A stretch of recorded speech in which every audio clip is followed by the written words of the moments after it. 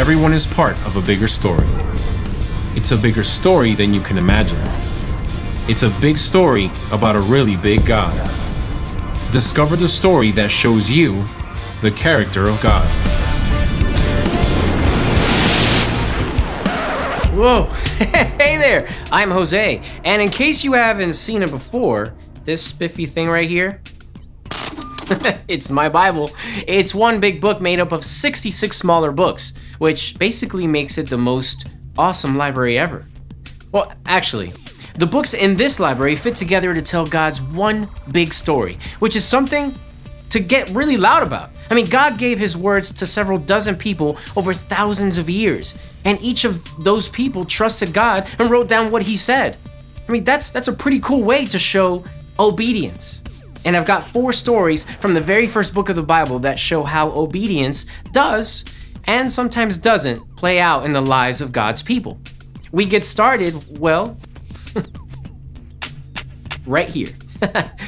Book number 1, the book of Genesis, chapter 3.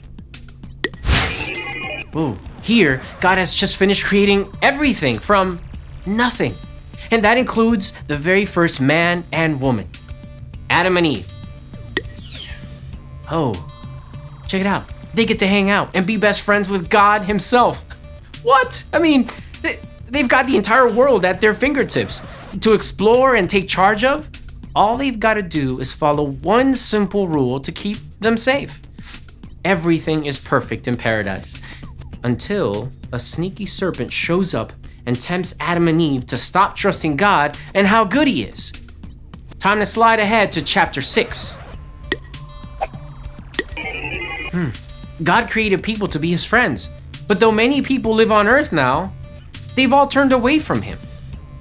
Everyone, that is, but one man named Noah. God's gonna wipe everything out, and he's just gonna start all over. But he's got plans to save Noah's family. He tells Noah to build a boat longer than a football field, even though he's nowhere near the ocean. If Noah follows through, his neighbors may be laughing at him for years. But he picks up a hammer and saw, and he gets to work. Moving right along to chapter 12. Here, God chooses a man named Abram, later called Abraham, and promises to bless the entire world through his family. There's just one catch. Well, actually 2. Abraham's old enough to be a great-grandpa, but he doesn't have any kids yet. Plus, God's called him to leave his home and friends and set up camp in a country where he doesn't know anyone. For Abraham, it's a huge leap of faith. Well, road trip at least, and he's got no clue how it's all gonna turn out. We land the month a few pages down the road.